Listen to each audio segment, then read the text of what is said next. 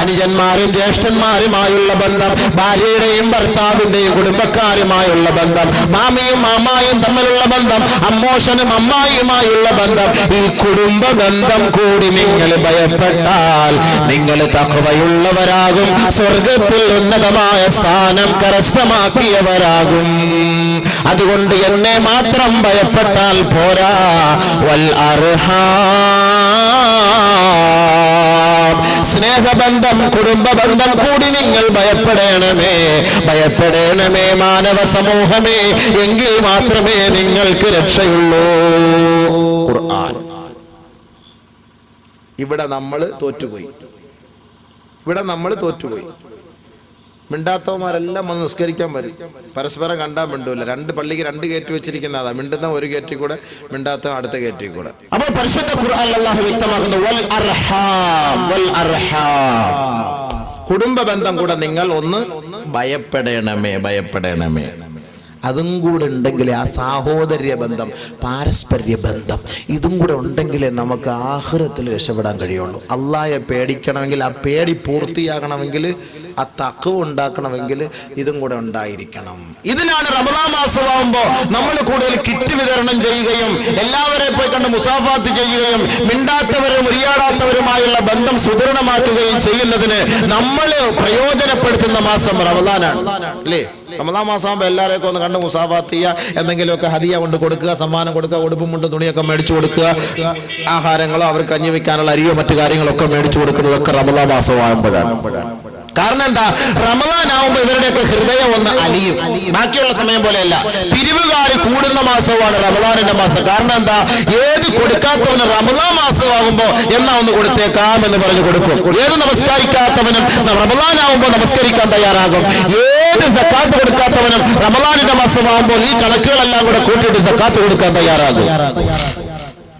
ഏത് ഹറാമ് ചെയ്യുന്നവനും റമദാൻ മാസമാകുമ്പോൾ ആ ഹറാമിൽ നിന്ന് ലീവ് എടുക്കും, അല്ലേ? ശരിയല്ലേ? വെള്ളം അടിക്കുന്നവൻ ബിവറേജസ് കോർപ്പറേഷനിൽ നിങ്ങൾ കണക്ക് നോക്കിക്കോളി, പോയി ചോദിച്ചോളി. ഷഅബാൻ മാസത്തിലെ കണക്കും റമദാൻ മാസത്തിലെ കണക്കും അവിടെ ഇരിക്കുന്നവരുമായിട്ടൊക്കെ നമ്മുടെ സുഹൃത്തുക്കളൊക്കെ ആയിരിക്കും ചിലപ്പോൾ ഒന്ന് ബന്ധപ്പെട്ട് നോക്കി. ഓരോ മുസ്ലിം കേന്ദ്രങ്ങളിലെ ബിവറേജസ് കോർപ്പറേഷനിൽ നിങ്ങൾ പോയിട്ടൊന്ന് കണക്ക് ചോദിക്കും. ഷഅബാൻ മാസത്തിലെ കണക്കും റമദാൻ മാസത്തിലെ കണക്കും അതേപോലെ പെരുന്നാളിന്റെ വൈകിട്ടുള്ള കണക്കും ഒന്ന് ചോദിച്ചു നോക്കി. വേരിയേഷൻ സംഭവിക്കുമ്പോൾ മനസ്സിലാക്കാം ഇതിന്റെ പിന്നിൽ പ്രവർത്തിക്കുന്നത് ആരെ. 27 കഴിയണം. ആ ബിവറേജസ് ഇരിക്കുന്നവരെന്ന് പറയാ, 27 കഴിഞ്ഞാൽ മാത്രമേ ഞങ്ങൾക്ക് എന്തെങ്കിലും കാശ് കിട്ടുള്ളൂ. 27-ാം രാവ് കഴിയണം. 27-ന്റെ അന്ന് പള്ളിയിൽ വന്ന് ഒരു തൗബ ചെയ്ത് എല്ലാവരും കണ്ണൊക്കെ അടച്ച് ലൈറ്റൊക്കെ അടച്ച് ദുആക്കെ ചെയ്തിട്ട് തിരിച്ചു പോയാൽ ഇവൻ കരുതുന്നത് എന്താ? ഇനി അടുത്ത വർഷം വരെ എന്റെ പാവം എല്ലാം മാറി, അതുകൊണ്ട് എനിക്ക് ഉഷാറായിട്ട് എനിക്ക് പുതിയ പുതിയ ബ്രാൻഡുകൾ കുടിച്ചു എനിക്ക് സന്തോഷിക്കാന്നുള്ള നീയത്തോടു കൂടിയാണ് പള്ളിയിൽ നിന്ന് ഇറങ്ങുന്നത്. പടിവാതിൽക്കൽ 27-ാം രാവിന്റെ അന്ന് അങ്ങനല്ലേ? 27-ാം രാവ് കഴിഞ്ഞാൽ അവിടെ കണക്ക് കൂടും, വേരിയേഷൻ. റമദാൻ തുടക്കം മുതൽ 27 വരെ വലിയ ഡിമ്മാണത്. ഏതെങ്കിലും ഒരു പടം റിലീസാക്കാൻ ആഗ്രഹിച്ചാൽ റമദാൻ മാസത്തെ റിലീസാക്കൂല. കാരണം എന്താ? കാക്കാമാർ അത് കാണൂല, ഉറപ്പാണെന്നറിയാം. അതുകൊണ്ട് അവർ പരാജയപ്പെട്ടു പോകും. അതുകൊണ്ട് റമദാൻ കഴിഞ്ഞിട്ട് ഈദ് സ്പെഷ്യൽ റമദാൻ സ്പെഷ്യൽ എന്ന് പറഞ്ഞ് ഒരു റിലീസ് പടം വന്നാൽ പെരുന്നാൾ നിസ്കാരവും കഴിഞ്ഞ് ബിരിയാണി നെയ്ച്ചോറ് പഠിച്ചിട്ട് ആ പുത്തനുടുപ്പ് പള്ളിയിൽ വന്ന് നമസ്കരിച്ച് അതേ വസ്ത്രം ഇട്ടുകൊണ്ട് നേരെ പൊണ്ടാട്ടിയെ വിളിച്ചോണ്ട് പോകും തിയേറ്ററിലേക്ക്. പെരുന്നാൾ ആഘോഷം. കോളേജിനകത്ത് വലിയ വലിയ വണ്ടിയിലും പോകും. ആയത്തെക്കുറിച്ച് ഫ്രണ്ട് ഇട്ടേക്കും, ആയത്തെക്കുറിച്ച് കാറിനകത്ത്. അത് തിയേറ്ററിന്റെ ഫ്രണ്ടിൽ കൊണ്ട് അവരിടും. ആയത്തെക്കുറിച്ച് ഇങ്ങനെ ആടിക്കൊണ്ടേയിരിക്കും, ബർക്കത്ത് കിട്ടാൻ വേണ്ടി വരുന്നവരെ.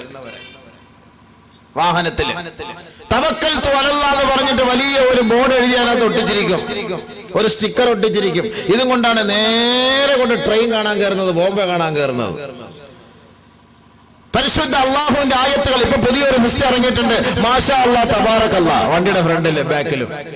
ഇതൊക്കെ എഴുതി വെക്കാൻ വേണ്ടിട്ട് കിട്ടിയ സ്ഥലങ്ങളാ ഇതൊക്കെ. മാഷാ അല്ലാ തബാറക്കല്ലാ. അപ്പൊ ഇത് എഴുതിയിട്ട് നേരെ കൊണ്ടുപോയിരുന്ന എവിടെ? തിയേറ്ററിനകത്ത് അല്ലെങ്കിൽ ബിവറേജസിന്റെ ഫ്രണ്ടില്. ഇസ്ലാമിന് നാണക്കേട് ഉണ്ടാക്കുകയല്ലേ ഈ നാമങ്ങളൊക്കെ എഴുതി ഉച്ചരിച്ചിട്ട്? പർദ ഇട്ടുകൊണ്ട് എത്ര പെണ്ണുങ്ങളാണ് കൊല്ലം തിയേറ്ററുകളിൽ വരുന്നത്? പർദ ഇട്ടുകൊണ്ട്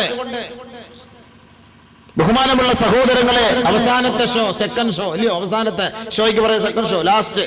അപ്പൊ ആരും കാണൂലല്ലോ, എല്ലാരും ബർദായിട്ടുകൊണ്ട് തിയേറ്ററിന്റെ ഫ്രണ്ടിൽ വണ്ടി അടക്കം ആയത്തെക്കുറിച്ച് നാടിക്കൊണ്ടിരിക്കും.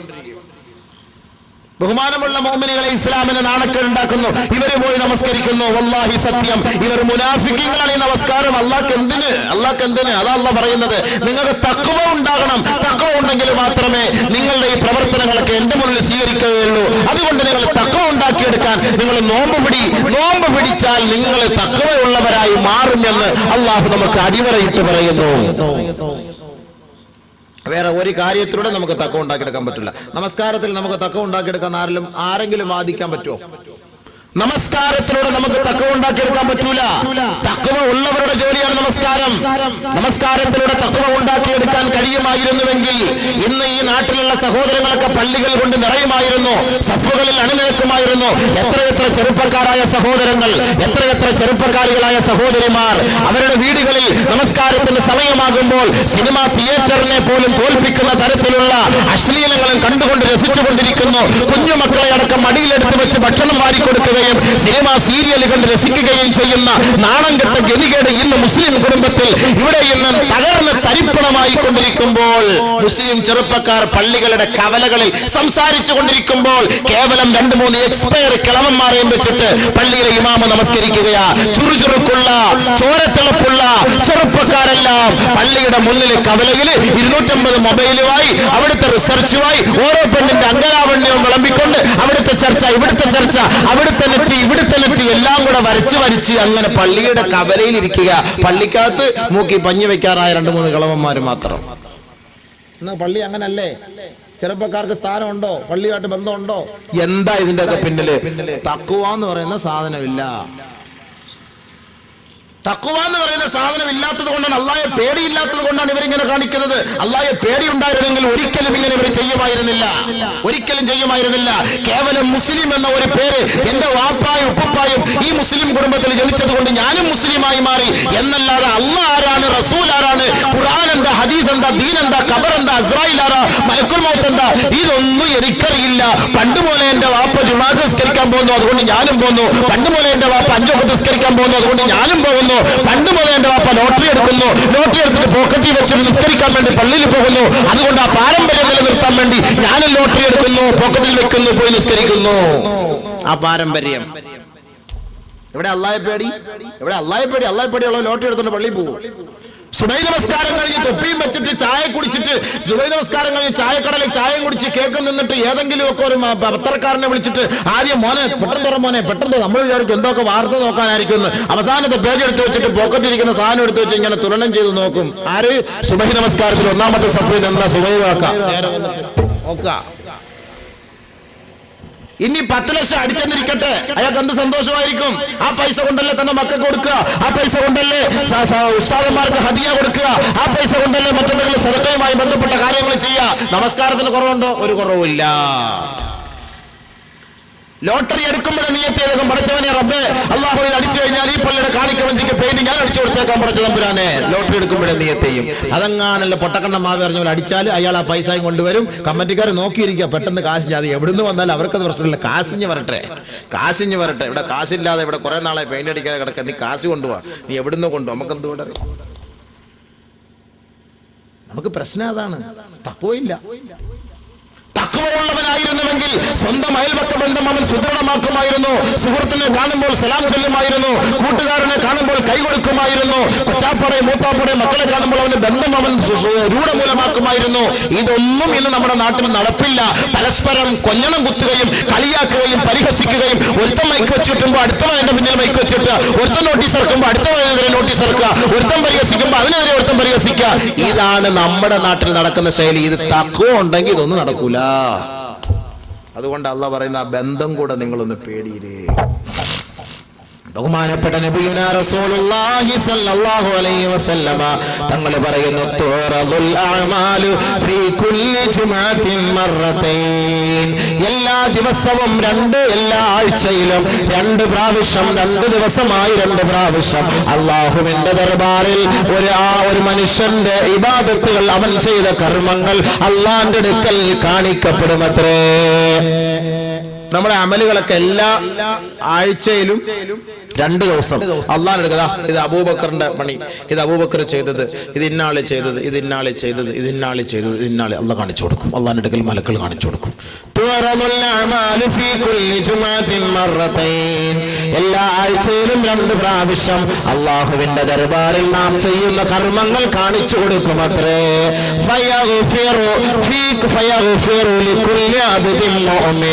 എല്ലാ അടിമകൾക്കും അല്ലാഹു തആല പുറത്തു കൊടുക്കും.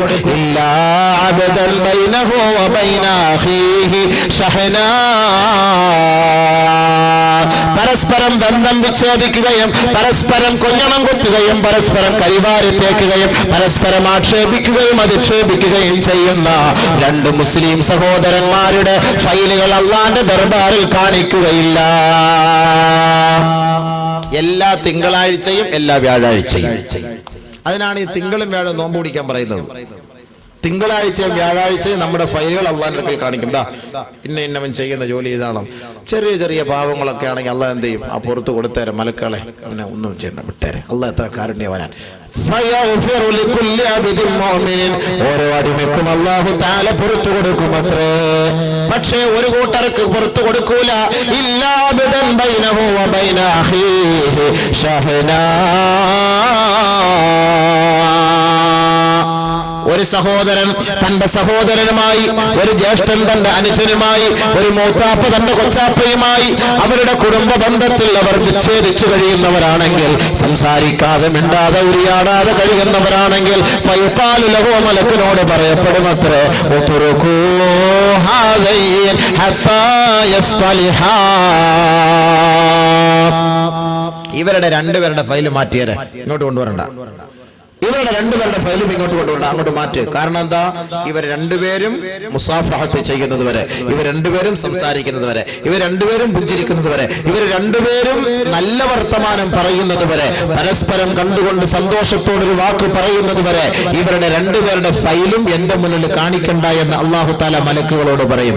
അതേ അവസ്ഥയിൽ അവരെങ്ങാണ് മരിച്ചു പോയാൽ മിണ്ടാതെ അവരുടെ ബന്ധം രൂഢമൂലമാക്കാതെ അവർ സഹകരിക്കാത്ത അവസ്ഥയിലാണ്. ദുർവാശയുടെ പേരിൽ, ഈഗോയുടെ പേരിൽ ആരെങ്കിലും സംസാരിക്കാതെ മരണപ്പെട്ടു പോയെങ്കിൽ അവർക്ക് അള്ളാഹു മാപ്പ് ചെയ്തു കൊടുക്കുകയില്ല. അവരുടെ ഫയൽ അള്ളാഹുടെ അടുക്കൽ സ്വീകരിക്കൂലല്ലോ, പിന്നെ അങ്ങനെ അള്ളാഹ് മാപ്പ് ചെയ്ത് കൊടുക്കും.